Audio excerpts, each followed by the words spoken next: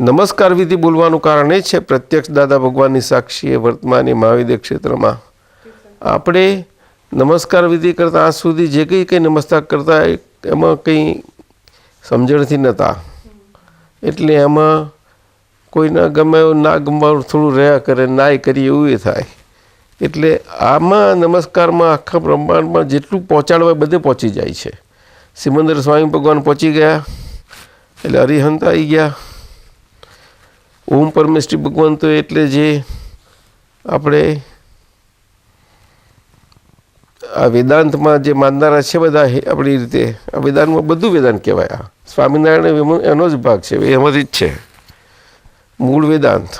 અને એમાં જે માનનારા છે ઓમ પરમેષ્ઠી ભગવંતો એટલે એમાં જે ઋષિઓ મુનિઓ બધા ને બધા આવી ગયેલા હોય, દેવો થયેલા હોય ને બધા. પછી એ મહાવિદ્ય ક્ષેત્ર અન્ય ક્ષેત્રમાં છે. આજે ભારતમાં તેવા કોઈ રહ્યા નથી, આ કાળમાં ના હોય.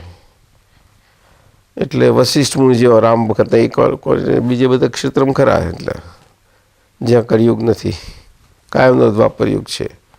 પછી પંચ પરમેષ્ઠી ભગવંતો એટલે આ વિતરાગોને માનનારા એ બધા આખા આવી ગયા. પછી વિહારમાં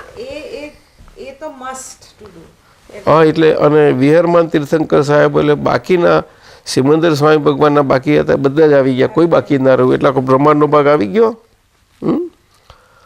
પછી દેવોનો ભાગ વિતરાગ શાસન દેવીઓ એટલે આ વિતરાગ ધર્મના બધા રક્ષક દેવી. નિષ્પક્ષપાતી શાસન દેવીઓ એટલે વેદાંતવાળા બધા જ આવી ગયા.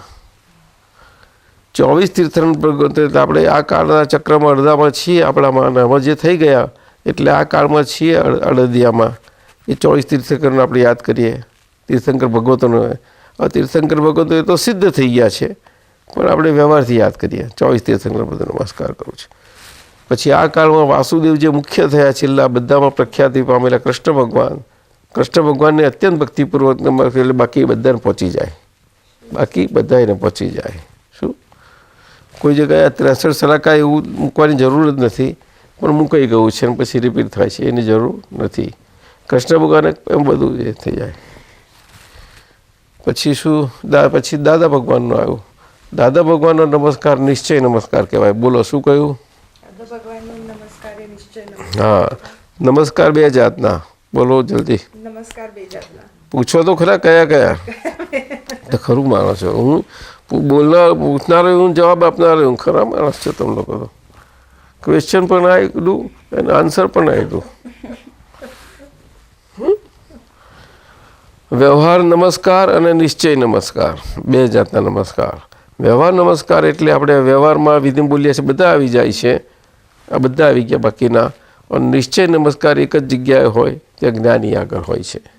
નિશ્ચય નમસ્કાર બાકી વ્યવહાર તો વ્યવહારમાં તો બધે જ નમસ્કાર કરાય, કોઈ જગ્યા બાકી ના હોય. અને નિશ્ચય નમસ્કાર આ એક હોય જ્યાં મોક્ષ મુક્તિદાતા એટલે દાદા ભગવાનના નમસ્કાર આવ્યા. પછી ભાવિ તીર્થંકર સાહેબ એ તો આપણે કલ્યાણમૂર્તિ મહાત્માઓને બોલીએ બધું આવી જાય. પછી આખા બ્રહ્માંડના નમસ્કાર આવી ગયા. જીવ માત્ર છેક ટોપમોસ્ટ દેવથી તે છેક નીચામાં નીચા નરકના જીવો સુધીના બધા આવી ગયા, કોઈ બાકી ના રહ્યું આખા બ્રહ્માંડના. અને મધ્યલોકના, ઉર્ધ્વલોકના અને અધોલોકના જીવ માત્રના રિયલ સ્વરૂપને, રિયલ સ્વરૂપ એ ભગવત સ્વરૂપ છે જેથી એ રીતે નમસ્કાર, અથવા તો રિયલ સ્વરૂપ એ શુદ્ધાત્મા સ્વરૂપ છે. એટલે બધાને અહીંયા વિચાર કરો, કશું બાકી રહ્યું આખરે તો કેટલી ઊંચી વિધિ સમજો. હા એટલે એ કોણ બોલે? રીટાબેન બોલે. કારણ કે રીટાબેનની ભૂલો એનાથી બધી જે હોય તે બધી ઓછી આછી પાતળી થઈ જાય. ભૂલો તો બહુ જાણતા થઈ હોય, પાર ઘણી થઈ હોય તો આપણે બધાથી થઈ હોય. એટલે એવું છે. એ નમસ્કાર વિધિ આવી.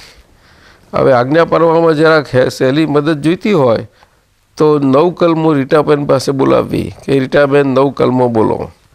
પણ ના 9 કલમો બોલ. 9 કલમો એટલે તમે પેલો કાગળ લીધો હતો ને પ્રાઇસ ડાયમંડ્સ 9 ડાયમંડ્સ તે એ બોલાવાય. શું હવે સિદ્ધાર્થમાં જુદા પડી ગયા ને? પછી હા દાદા બોલીએ, હું બોલું છું 9 કલમો, હું એટલે રીટાબેન એવી રીતે સમજી લેવાનું. તો રીટાબેને બોલે એટલે આજના રીટાબેન જે છે એ તો આગળના કર્મના હિસાબથી છે. હવે આગળના કર્મના હિસાબથી છે, એમાં તમારું કંઈ નથી. હવે કર્મના હિસાબમાં તમે કહો છો ને મને કોઈની જોડે આવું થાય, કોઈની જોડે આ બધું ખરું, એ તો કર્મના હિસાબથી થાય છે.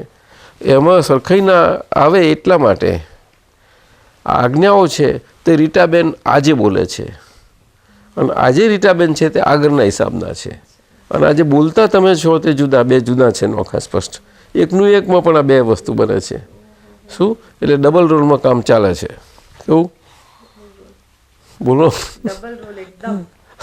પાકો. અરે પેલા એક્ટરો શું કરતા હતા? Mummy is going to act in double role. Do you understand what is double role?